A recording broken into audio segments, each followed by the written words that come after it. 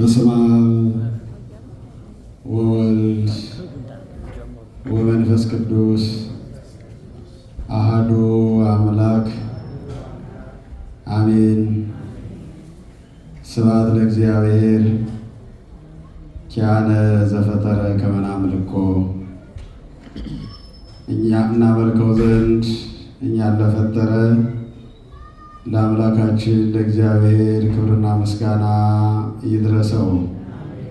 የተከበሩ አባታችን መላከ ሰላም አባ ኤፍሬም ተክለ ማርያም፣ የብፁዕ ሊቀ ጳጳሱ አቡነ ቀሲስ፣ ክቡራን ዲያቆናት፣ አባቶች፣ እናቶች፣ ወንድሞች፣ እህቶች፣ በአጠቃላይ ሰንበተ ክርስቲያንን ምክንያት በማድረግ በዚህ ቅዱስ ስፍራ የተገኛችው የእግዚአብሔር ቤተሰቦች፣ የእግዚአብሔር ልጆች እስከ ሞት ድረስ በወደደንና ባፈቀረን በአምላካችን በመድኃኒታችን በኢየሱስ ክርስቶስ ፍጹም ሰላም እንደምን አደራችሁ?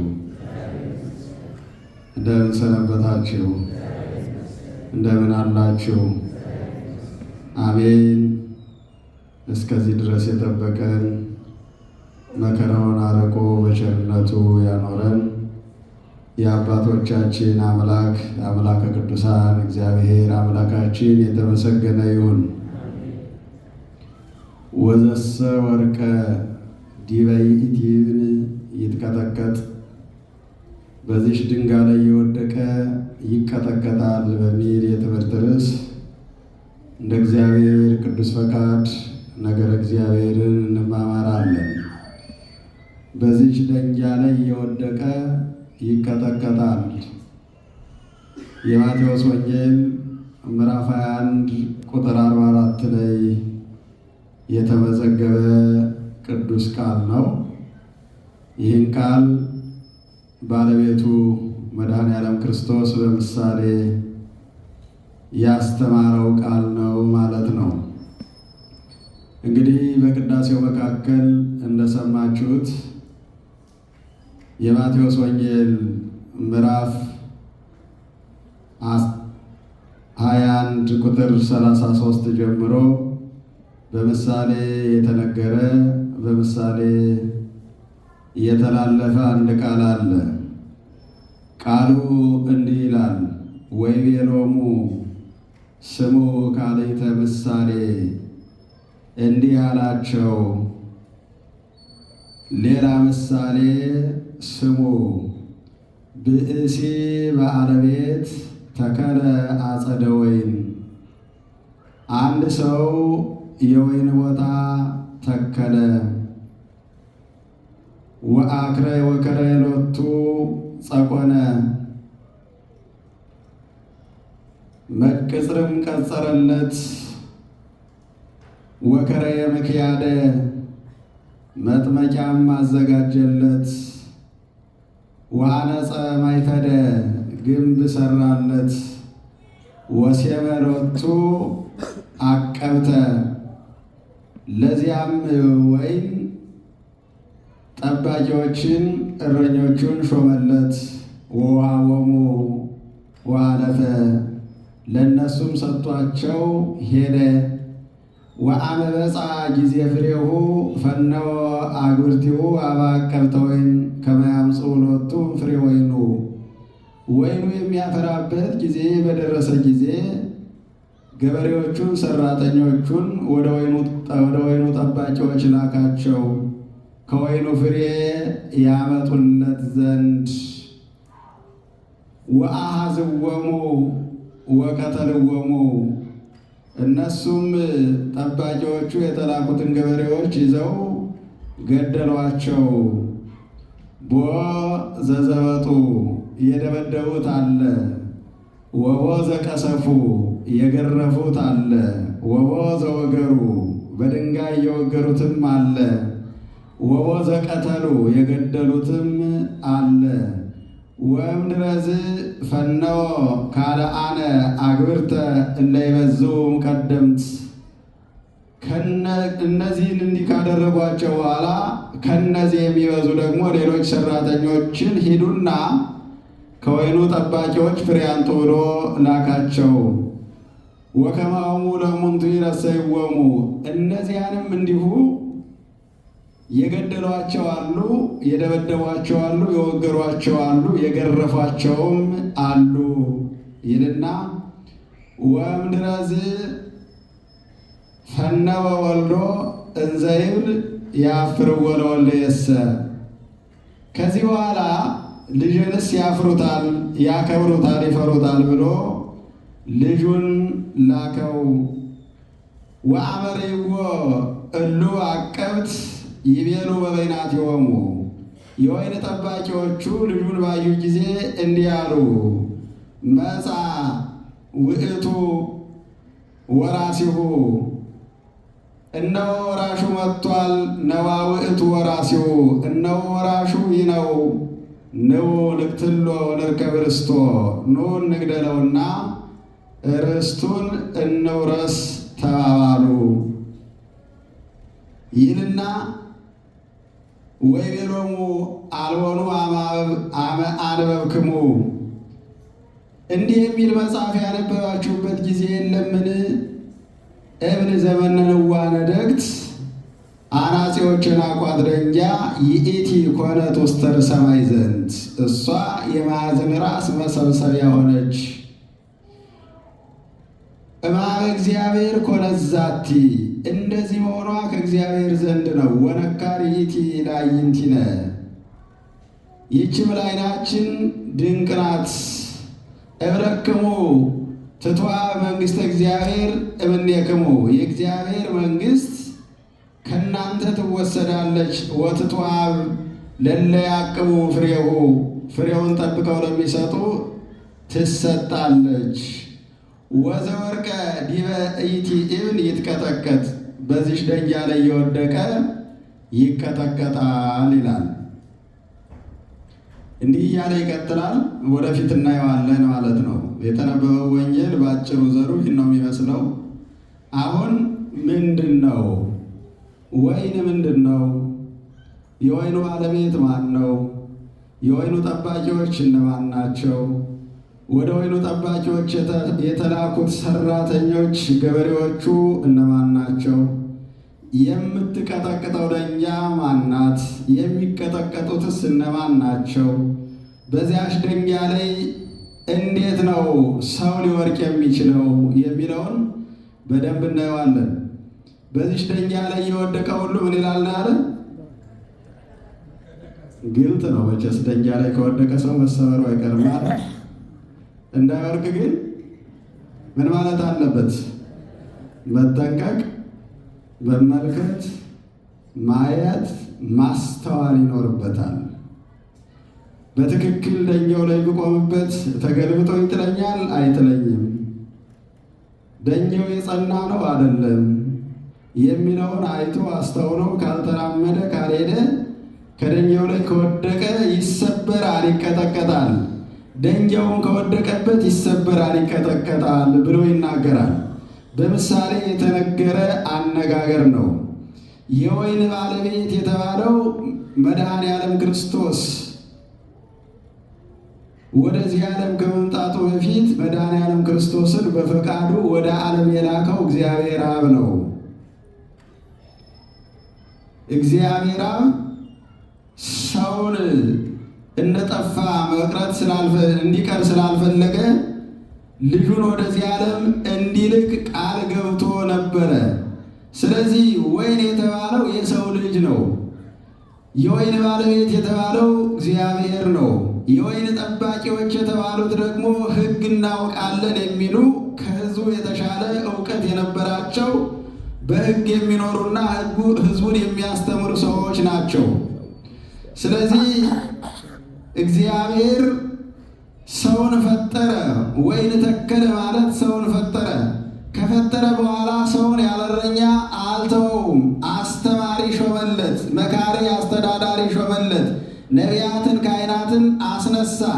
በሕግ በኩል ደግሞ የሚመሩት እነ ሙሴን እነ ኢያሱን አስነሳ። በኋላም ደግሞ ጸሐፍት ፈሪሳውያን የሚባሉት ሊቃነ ካህናት የሚባሉት ሕዝቡን የሚመሩ የሚያስተዳድሩ ሰዎችን አስነሳ። ከዚያ በኋላ ለእነዚያ ጠባቂዎች ሰጥቶ ሄደ ይላል። ፍሬ በሚያፈራበት ጊዜ ወይኑ ፍሬ ያገኛለሁ ብሎ ሰራተኞችን ላከ። ግን የወይኑ ጠባቂዎች ፍሬ ስላላፈራ ወይኑ ቢያፈራም እንኳን ለራሳቸው ስላደረጉት ለባለቤቱ መስጠት ስላልቻሉ ሰራተኞቹን ገደሏቸው። የገረፏቸው አሉ፣ የደበደቧቸው አሉ፣ በድንጋይ የወገሯቸው አሉ፣ የገደሏቸውም አሉ ብሎ ይናገራል። አሁን የሚያሳየው እግዚአብሔር ሰውን ፈጠረ፣ በዚህ ዓለም አሰማረው፣ እንዳይሰናከል እንዳይሳሳት መምህር ሾመለት። ከዚያ በኋላ በመምህራን እያደረ እግዚአብሔር ሁልጊዜም ሰውን ይጎበኛል ይጠራልና፣ ይህ በዚህ ዓለም የተፈጠረው ሰው ምን እየሰራ ነው? በትክክል ለፍሬ በቅቷል? መታየት አለበት ብሎ እግዚአብሔር ይህን የሚያደርጉ የሚያስተምሩ ወደ እውነተኛው መስመር የሚያመጡ የሚያስተዳድሩ ነቢያትን በየጊዜው ይልካል። ነቢያት በዚህ ዓለም ተልከው ሲያስተምሩ ሕዝቡን ይመሩ የነበሩት ነገሥታት ደግሞ የነቢያት ትምህርት አይመቻቸውም። ምክንያቱም ነቢያት እውነት የሆነውን የእግዚአብሔርን ቃል ነው የሚያስተምሩት። ስርቆትን ያወግዛሉ፣ ዝሙትን ያወግዛሉ፣ አድሎን ያወግዛሉ፣ ምቀኝነትን ያወግዛሉ፣ ዘረኝነትን ያወግዛሉ፣ ብዝበዛን ያወግዛሉ። ነገሥታቱ ደግሞ በስልጣን ያሉት መሪዎቹ ይሄ አይመቻቸውም፣ አይስማማቸውም። ምክንያቱም በዚህ ሕይወት የሚኖሩ ናቸው። ሌላውን ሞኝ አድርገው የሌላውን ገንዘብ እየበዘበዙ እየዘረፉ በምክንያት በሰበብ አስባቡ የሰውን ገንዘብ እየዘረፉ የሚኖሩ ሰው የእግዚአብሔርን ጸጋ እንዳያገኝ በእግዚአብሔር ጸጋ እንዳይኖር በእነሱ ሕግ አስረው ተብትበው ይዘው ከእግዚአብሔር ጋር እንዳይገናኝ የሚያደርጉ እነሱ በሚፈልጉት መንገድ እንዲፈስ አድርገው ሰው በነፃነት እንዳይኖር የሚያደርጉ ስለሆኑ ይህን የሚያፈርስ ትምህርት የእነሱን ሐሳብ የሚንድ ትምህርት የሚያስተምሩ ነቢያት ወደ እግዚአብሔር ሲላኩ ነገሥታቱ እየተቀበሉ የሚያስሩትን አሰሩ፣ የሚደበድቡትን ደበደቡ፣ የሚወግሩትን በድንጋይ ወገሩ፣ የሚገድሉትን ገደሉ፣ የሚሰቅሉትንም ሰቀሉ ይላል። እነ ኢሳይያስ በኩላብ ተሰቀሉ፣ በመጋዝ ተተረተሩ፣ ለሁለት ሰውነታቸው ተሰነጠቀ። ለምን? ልክ አይደላቸውም ብለው ስላስተማሩ። እነ ኤርምያስ በድንጋይ ተወገሩ፣ እነ ዳንኤልም በድንጋይ ተወግረው ሞቱ፣ እነ ሕዝቅኤል በድንጋይ ተወግረው ሞቱ፣ እነ ሆሴ ተገረፉ። እንዲሁ የተገደሉም አሉ፣ የተደበደቡም አሉ ያላቸው በየጊዜው ወደ ሰው የሚላኩት ነቢያት ናቸው። ነቢያት እንደ ዘመኑ ሰባኪዎች አይደሉም። የዘመኑ ሰባኪዎች እነማን አሉ? ይህን ቃል እናገረው እነማን ይቀየማሉ፣ እነማንን ያስቀይማል ብሎ ወስኖ ለክቶ መጥኖ ይናገራል እንጂ እግዚአብሔር ያቀበለውን አይናገርም። ለዚያ ነው ሰውን አይቶ ሲጠነቀቅ ስህተት ውስጥ የሚገባው። ነቢያት ደግሞ እንደዚህ አይደለም። እግዚአብሔር የተናገራቸውን እንደሚሞቱ ቢያውቁትም፣ እንደሚሰቀሉ ቢያውቁትም፣ እንደሚገረፉ ቢያውቁትም የእግዚአብሔርን ቃል ሳይጨምሩ ሳይቀንሱ በግልጽ ስለሚታያቸው ስለሚነግራቸው መራር የሆነውን ለነገሥታት ጆሮ ከባድ የሆነውን የእግዚአብሔርን ቃል ያስተላልፋሉ። በዚህ ጊዜ ወይኑን የሚጠብቁት ሕዝቡን የሚመሩት ነገሥታቱ ደስ አይላቸውም። በነገራችን ላይ ነገሥታቱ ብቻ አይደለም እኛም ደስ አይለንም ማለት እንዴ። ስለኛ ሲነገር ደስ አይለንም እኮ እንዲሁ ዝም ብለን በጅምላ እየተናገርን እንጂ የእያንዳንዱን ሰው ጉዳይ ብንናገር ሁለተኛ እዚህ መድረክ ማን ያስቆመናል? ከባድ እኮ ነው። የሁላችንም ጸባይ እንደዚያ ነው። ሌሎቹን ብቻ መውቀስ አንችልም። ስለዚህ የነቢያት ችግር ያነበረ ሂደው የወይኑ ቦታ የት ደረሰ? ወይኑ ምን ላይ ነው ያለ? ህዝቡ ምን እየሰራ ነው? ለመሆኑ ህዝቡን እንዴት እየመራችሁት ነው? ይኸው ጣዖት አቁሞ እያመለከ ነው። እግዚአብሔርን ረስቷል። እግዚአብሔርን ትቷል። መስመር ስቷል። ልክ አይደለም። እንደዚህ ከሆነ ደግሞ ባቢሎናውያን ሀገራችሁን ያጠፋሉ። እናንተ ለእግዚአብሔር ስላልታዘዛችሁ እግዚአብሔር ረድኤቱን ከእናንተ ያነሳል። ይሄ መቀማጠል፣ ይሄ መብላት፣ ይሄ መጠጣት አይቀጥልም። ንጉሡ እንዳንድ ተራ ሰው ይሆናል። ያን ጊዜ አዛዥም ታዛዥም የለም። ሰው አዛዥ የሚሆነው ሰላም ሲሆን ነው። ያን ጊዜ ግን እግዚአብሔር መዓቱን ሲያመጣ ንጉሡ ንግሥናውን ትቶ እሱም እንደ ተራው ሰው ተማራኪ ሆኖ ሰራተኛ ይሆናል። ያን ጊዜ ካህንና ምዕመን ሊኖር አይችልም። ካህኑም በአግባቡ ስላላስተማረ ከምዕመናን ይለያል። እሱም እንደ ምዕመን ተቆርጦ ተማርኮ ይሄዳል። በዚህ መንገድ መከራ ይመጣባችኋል፣ ተመለሱ ብለው ሲያስተምሩ እነ ኤርምያስ ሁልጊዜ መከራችን ነው የሚያስተምር፣ ሁልጊዜ ፈተናችን፣ ሁልጊዜ ትማረካላችሁ፣ ሁልጊዜ ችግር ይመጣባችኋል እያለ አንድ ቀን እንኳ በሰላም እንድንኖር እንደፈለግን እንዳንበላ እንዳንጠጣ እንዳንኖር የሚያደርገን ተድላ ደስታችን የሚቀማን ይሄ ነው ብለው ኤርምያስን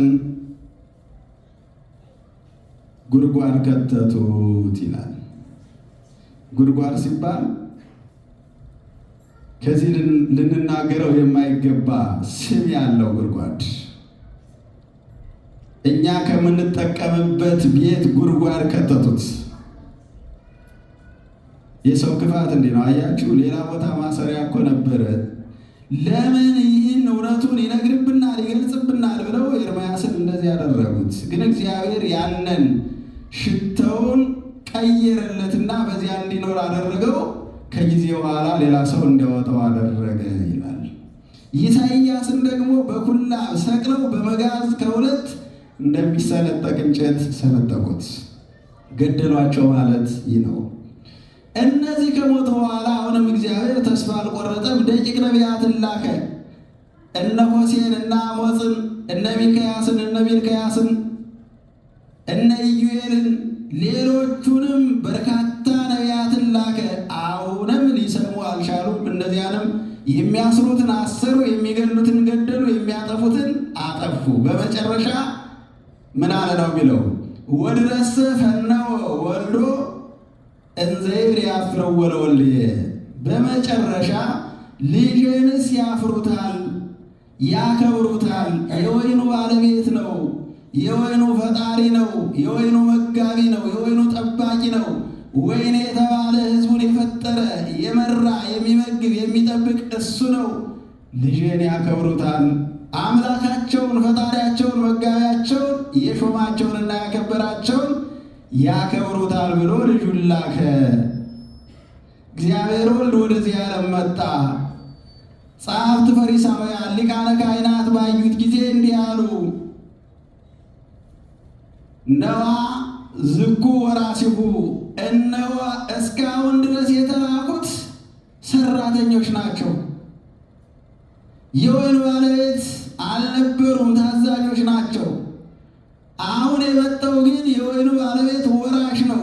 ስለዚህ እሱን እንግደልና ርስቱን እንውረስ አሉ ይላል። እሱን እንግደልና ርስቱን እንውረስ ብለው ከወይኑ ውጭ አውጥተው ገደሉት ይላል። ያ ማለት ምንድን ነው? ከምዕመናን ለይተው ምዕመናን በማይኖሩበትና ሰው በማይኖሩበት በቀራንዮ አደባባይ ሰቅለው ገደሉት። ወራሹ መጥቷልና እሱን እንግደልና ርስቱን እንውረስ። የእግዚአብሔር ርስት ማን ነው? ይሰማል? የእግዚአብሔር ርስት ማን ነው? የእግዚአብሔር ርስት አይሰማም። መንግሥተ ሰማያት የእግዚአብሔር ርስት ነው።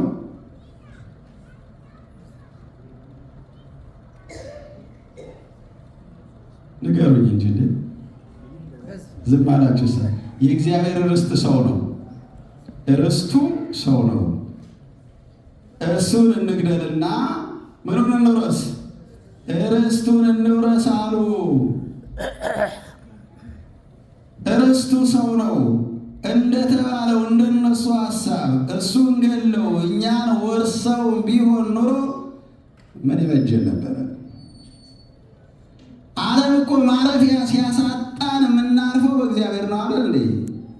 አሁን ብዙ ሰዎች መውጫተው መግቢያተው መከራ እያዩ ነገር ግን ምናልባት በስጋ እንኳን የሁሉ መከራ ቢደርስብን ምግብ ከልክለው ቢያስርቡን፣ መጠጥም ከልክለው ቢያስጠሙን፣ የምናድርበትን ቤት ቢያፈርሱብን፣ የምንበለውን ቢከለክሉን፣ መፈጠራችን ክደው ቢያጠፉን እንኳ በነፍሳችን የሚቀበለን እግዚአብሔር አለ ብለው በእግዚአብሔር ይጽናናሉ። ይሰማል። አሁን ሌላው ሰው እኛ በስጋችንም ተስፋ አለን። ሌሎች ወገኖቻችን ግን አሁን በስጋቸው ተስፋ የላቸውም። ቆርጠዋል፣ ተስፋ ቆርጠዋል። እውነቱን ነው መነጋገር ያለብን። ምክንያቱም ምን ቀን እንደሚገደሉ ምን ቀን እንደሚሞቱ ስለማያውቁ የስጋው ጉዳይ አልቋል። ግን በነፍሳችን አምላካችን እግዚአብሔር ይቀበለናል ብለው እግዚአብሔርን ተስፋ ያደርጋሉ እና ምን አሉ? ባለ ርስቱን እንግደልና ርስቱን እንውረስ አሉ። እንደዚያ ቢሆን ኖሮማ ርስት የተባልነው እኛ እስካሁን ተቆራርጠን እናልቅ ነበረ። የሥጋው ርስት እኮ ተቆራርጦ አልቋል። አንተ የገሌ ዘር ነህ፣ አንተ የገሌ ዘር ነህ፣ ይህ አካባቢ የነገሌ ርስት ነው፣ ይህ አካባቢ የነገሌ ርስት ነው ተብሎ መጋደያ ሆኖናል አይደል? ለምን? ባለቤቱ ብዙ ስለሆነ። የሰው ግን ርስቱ እግዚአብሔር ነው። በምድራዊ ርስት ሰው ይጋደላል። የማያልቀው ርስት፣ የማይጠፋው ርስት፣ ለዘላለም የሚኖረው ርስት ሁላችንም አንድ አድርጎ ርስትን መስጠት የሚችል ራሱን የሰጠን ራሱን ርስት አድርጎ። ርስት ማለት ምግብ የምናገኝበት ነው አይደል? ነው አይደለም?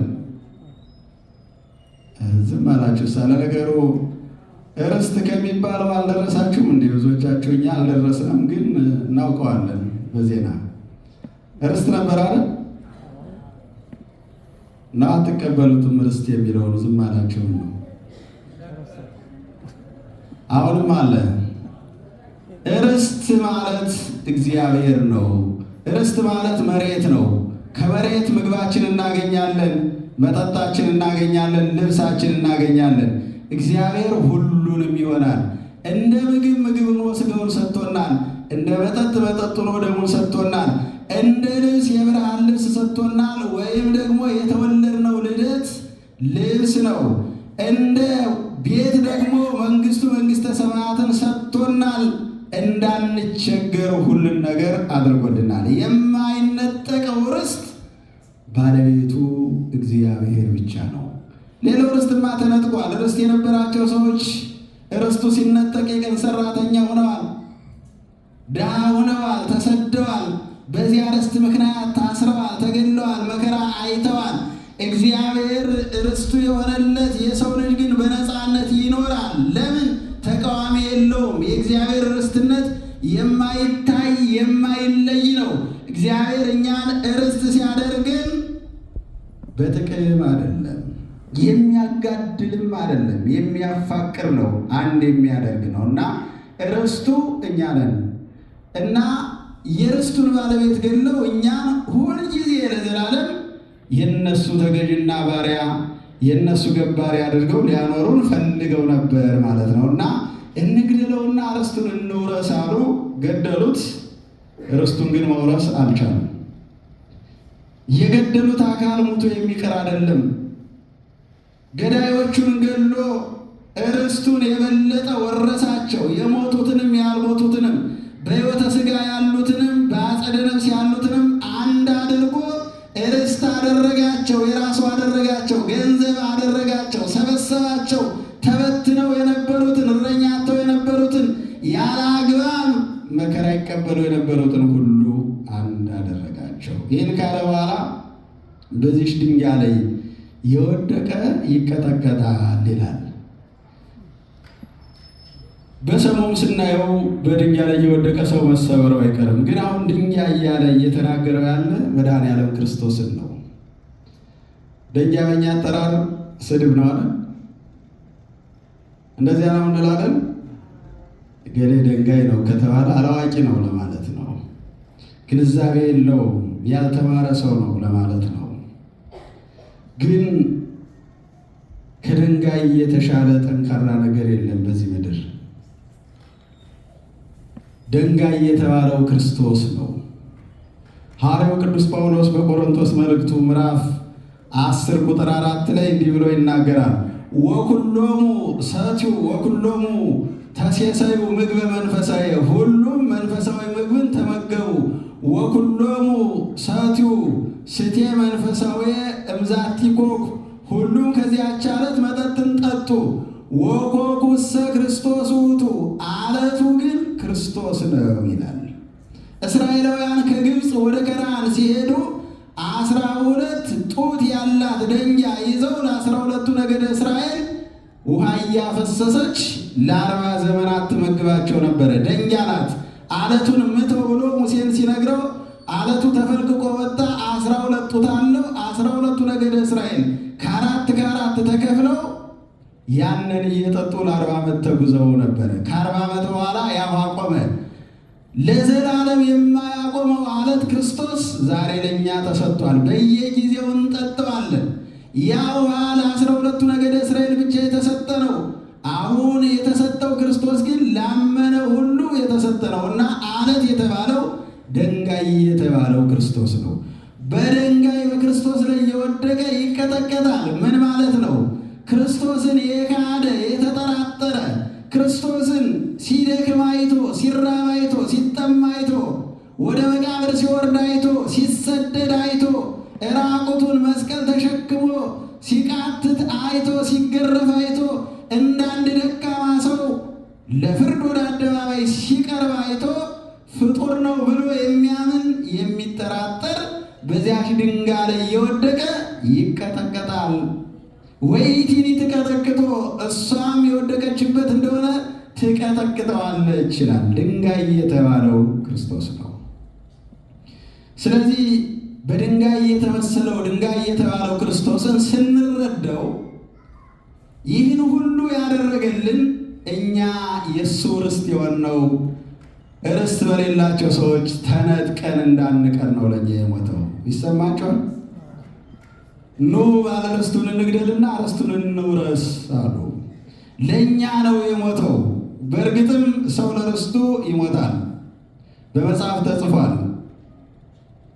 ባለ ርስት በርስቱ፣ ባል በሚስቱ፣ አምላክ በአምላክነቱ ቢቀና የተገባ ነው ይላል። ምን በምኑ? ባለ ርስት በርስቱ፣ ርስቱ እንዳይነካበት፣ ርስቱ እንዳይደፈርበት፣ ደንበሩ እንዳይነካ ይታገላል። ያንን ተላልፎ የሚመጣ ካለ ይገላልም ይሞታልም። ባልም በሚስቱ ይሞታል። አምላክ ደግሞ በአምላክነቱ ይቀናል።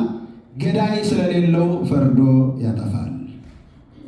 ስለዚህ መድኃኔ ዓለም ክርስቶስ የሞተው ደክሞ የታየው ሲሰደድ ያየነው፣ ሲራብ ያየነው፣ ሲጠማ ያየነው የእኛን ሥጋ ስለለበሰ ነው። የእኛን ደካማ ሥጋ ስለለበሰ፣ የእኛን ደካማ ሥጋ ለብሶ የእኛን ሥራ ስለሰራ ሰዎች ደካማ ነው ፍጡር ነው ይሉታል። አያችሁ፣ እየተደረገልንን አለማወቅ።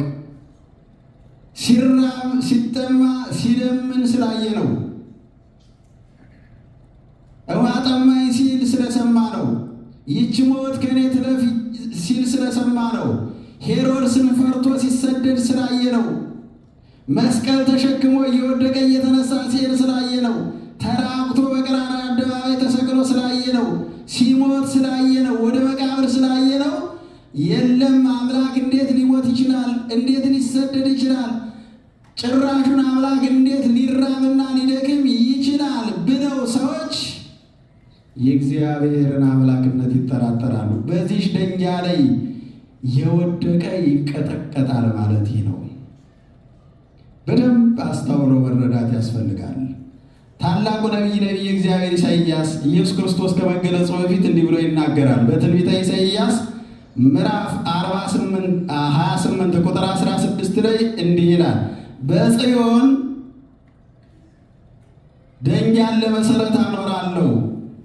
የከበረና የተፈተነው ደንጊያ መሠረቱ የጸና ደንጊያ ነው። በእሱ የሚያምን ሁሉ አያፍርም ይላል። በማን የሚያምን? በደንጃ ነው የሚል መጽሐፉ። በደንጃ የሚያምን አያፍርም ማለት ያለ።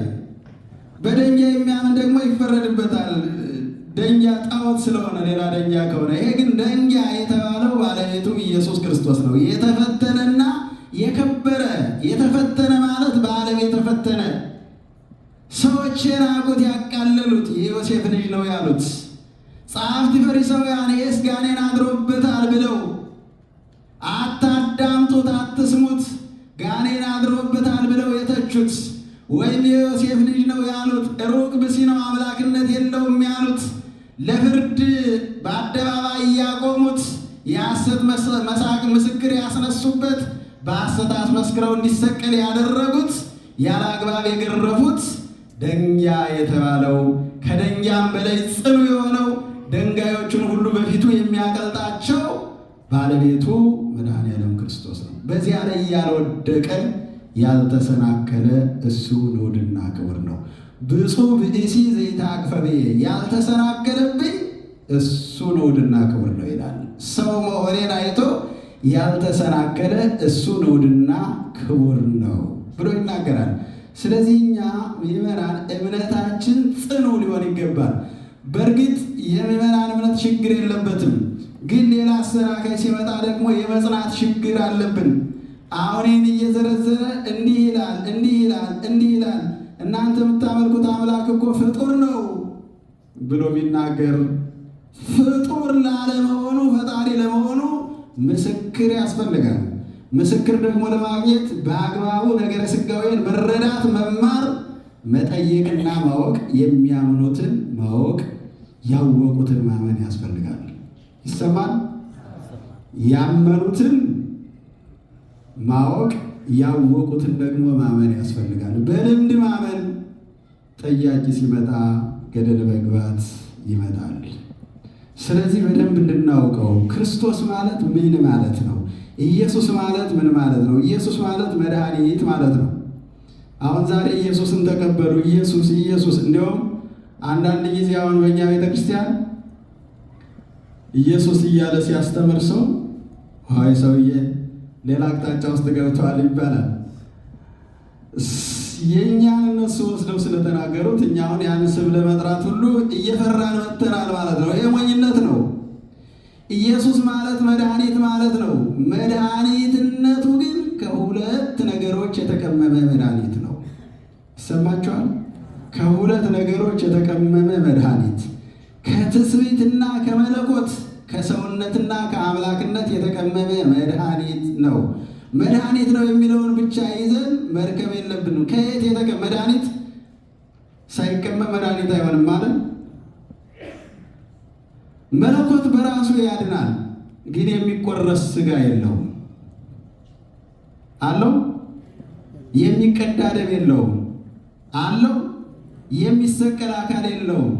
ለዚያ ነው ሥጋን የፈለገው እየቆረስን እንድንበለው እየቀዳነ እንድንጠጣው ነው። መለኮት የእኛን ሥጋ ተዋሂዶ ያንን ባዶ የነበረውን ሥጋ የባሕርይ አምላክነትን ሰጥቶ አክብሮ ኢየሱስ የሚለውን ስም የሰጠን። ኢየሱስ ማለት ከሥጋና ከመለኮት የተቀመመ መድኃኒት ማለት ነው። እሱን በደንብ ማወቅና መረዳት ያስፈልጋል። እና እነሱ ምንድን ነው የሚሉት? አማላጅ ነው፣ እንደዚያ ነው የሚሉ አለ። ያማልዳል። ከማን ነው የሚያማልድ? ወደ አባቱ ይለምናል። እንዲህ ሲል ሰምተነዋል። አባት ሆይ ይህችን ሞት ከኔ ያሳልፋት ሲል ሰምተነዋል። ግን ደግሞ እንዲህ ብሎ ይናገራል በዮሐንስ ወንጌል ደግሞ ነፍሴን ላኖራትም ላስነሳትም ስልጣን አለኝ። ነፍሴን ከኔ ማንም የሚወስዳት የለም፣ እማኖራትም እማስነሳትም እኔ ነኝ ይላል። ይህን የሚናገረው ግን ሥጋን እንደለበሰ እንደተዋሃደ ለማጠየቅ ሰዎች ሥጋን መልበሱንና ሰው መሆኑን እንዲያውቁለት መድኃኔዓለም ክርስቶስ ብዙ ጊዜ ራሱን በእኛ አነጋገር እየገለጸ መጥቷል። በሌላ መንገድ ግን እንዲህ ብሎ ይናገራል ራሱ መድኃኔዓለም ክርስቶስ። ዮሐንስ ወንጌል ምዕራፍ 5 ቁጥር 23 ላይ እንዲህ ብሎ ይናገራል። ወበከመ ያከብርዎ ለአብ ከማሁ ያከብርዎ ለወልድ፣ አብን እንደሚያከብሩት እንዲሁ ወልድን ያከብሩታል። ወዘሰ እያከብሮ ለወልድ እያከብሮ ለአብ፣ ወልድን የማያከብረው አብን አያከብረውም ይላል። ወልድን የባሕርይ አምላክ ያላለ አብንም የባሕርይ አምላክ ማለት አይችልም። ለምን? ከሦስቱ አካል አንዱ አካል እግዚአብሔር ወልድ ነው። ተነጣጥሎ የሚታመን እምነት ስለሌለ አብን ብቻ አምላክ ቢል ወልድን ፍጡር ቢል ነገሮች ይበላሹበታል። አርዮስ የተጎዳው የተወገዘውም የሞተውም በዚያ ነው። ስለዚህ ወልድን የማያከብረው ሁሉ አብን አያከብረውም ይላል። የዘላለም የሕይወት ቃል አንተ ነህ ብሎታል ቅዱስ ጴጥሮስና በዚህ ድንጋይ ላይ እየወደቀ ይቀጠቀጣል ብሏልና ድንጋይ የተባለው ክርስቶስ ነው። ክርስቶስ ሰው መሆኑን እያየ ሰው እንዳይጎዳ እንዳይሰናከልበት መድኃኔዓለም ክርስቶስ ያስተምራልና ሁላችንም ይህን አውቀን በተለይ በክርስትና የምንኖረው ሰዎች ሃይማኖታችን ማወቅ ይኖርብናል። አማኞች ነን፣ ግን በእምነታችን ውስጥ ደግሞ እውቀት ሊኖር ይገባል። በእውቀት ያልተመሰረተ እምነት ጠላት ሲመጣ መመከት አይቻልም። ይቻላል? በልምድ የምንናገረውና አውቀን የምንናገረው ይለያያል። በልምድ የምንሰራውና ተረድተን የምንሰራው ይለያያል። ስለዚህ አውቀን ነው ማመን ያለብን።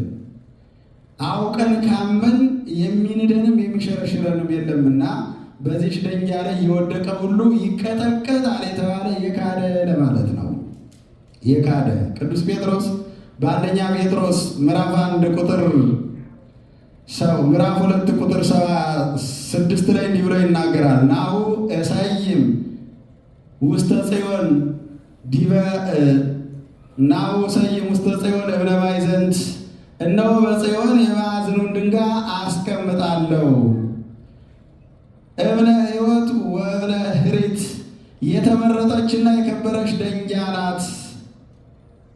በእሷ ላይ ያልተሰናከለ ንዑድ ክቡር ነው፣ እሷን ያልካደ ይላል። ድንጋይ ያለው አሁንም ክርስቶስን ነው። ስለዚህ ክርስቶስ በድንጋይ እየተመሰለው ለምንድን ነው ከተባለ እኛ እንዲገባን ድንጋይ ጽኑ ነው፣ ድንጋይ አለት ነው፣ መሰረት ነው። ክርስቶስም ለሕይወታችን መሰረት ነውና ለዚያ ነው ቅዱስ ጴጥሮስን በአንተ መሰረትነት ቤተ ክርስቲያንን እመሰርታታለሁ አለው። የጴጥሮስ መሰረት ማን ነው? ጴጥሮስ ነው ራሱ። ጴጥሮስ ቢሆንማ ጴጥሮስ በካደ ጊዜ ውሃ ይበላል ነበር። የጴጥሮስ መሰረት ክርስቶስ ነው። አንተ መሰረት ነህ። በአንተ መሰረትነት ቤተ ክርስቲያንን እመሰርታታለሁ ማለት አንተ ባመንከው መሰረት በክርስቶስ ላይ ማለት ነው። ቤተ ክርስቲያን የተሰራችው በክርስቶስ መሰረትነት ነው።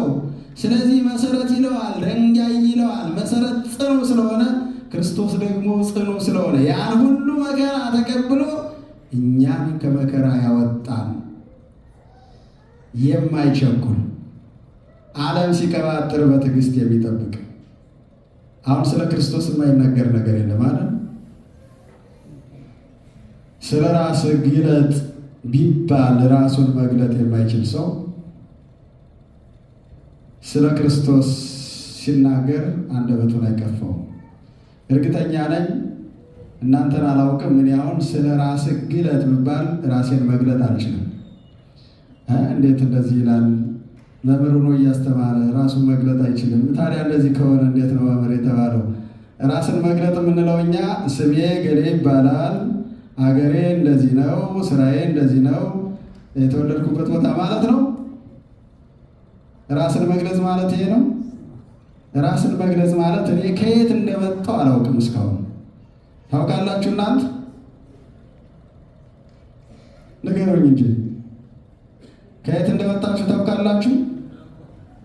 ማንም የሚያውቅ የለም። ከየት እንደመጣን የሚያውቀው ያመጣን ብቻ ነው።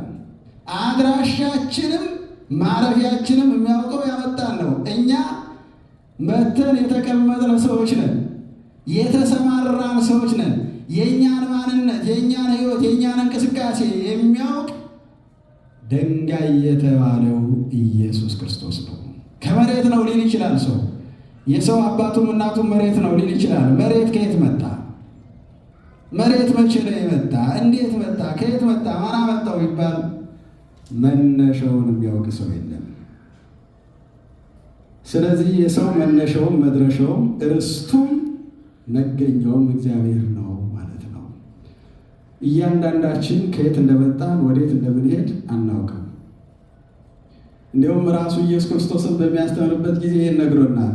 እኔ ከየት እንደመጣው ወዴት እንደምሄድ አውቃለሁ፣ እናንተ ግን ከየት እንደመጣው ወዴት እንደምሄድ አታውቁም አላቸው። መቼውን ከየትም እንደመጣው አውቃለሁ፣ ወዴትም እንደምሄድ አውቃለሁ፣ እናንተ ግን አታውቁም ብሎ ይናገራልና፣ ስለዚህ ራሳችን እንኳን መመርመር ያልቻልን ሰዎች፣ ከዓይናችን መካከል ያለውን ቅንድባችን ማየት የማንችል ሰዎች፣ በኋላ ያለው ሰውነታችን ምን እንደሚመስል አይተነው የማናውቅ ሰዎች፣ የራሳችን ፀጉር በዓይናችን አይተን የማናውቅ ሰዎች፣ የሚናገር አንደበታችንን በመስታወት ካልሆነ በዓይናችን አይተን የማናውቅ ሰዎች፣ ቅርባችን ውስጥ ያለውን የእኛን ማንነት ያልተረዳን ሰዎች፣ ተመርምሮ የማያልቀውን እስካሁን ድረስ ብዙ ነቢያት ተናግረውለት ያልጨረሱለትን የክርስቶስን ማንነት እናውቃለን ብሎ መዘላበድ ሞኝነት ነው። አንደበትና ልብ እንዴት ተዋሂደው እንደሚናገሩ ማንም ሰው ምስክርነት መስጠት አይችልም። ማንም ሰው የፈለገ ጥበበኛ ቢባል የፈለገ አዋቂ ቢባል ልብና አንደበት እንዴት ተዋሂደው እንደሚናገሩ ልቡና እያሰበ አንደበት እያቀበለ በዚህ ፍጥነት እንዴት እንደሚናገር ማንም ሰው ሊያውቅ አይችልም። ዓይንና ብርሃን እንዴት ተዋሂደው እንደሚያዩ ማንም ሰው ሊያውቅ አይችልም። ድምፅና ጆሮ እንዴት ተዋሂደው ሊገናዘቡ እንደሚችሉ ማንም ሰው አያውቅም፣ አይችልም።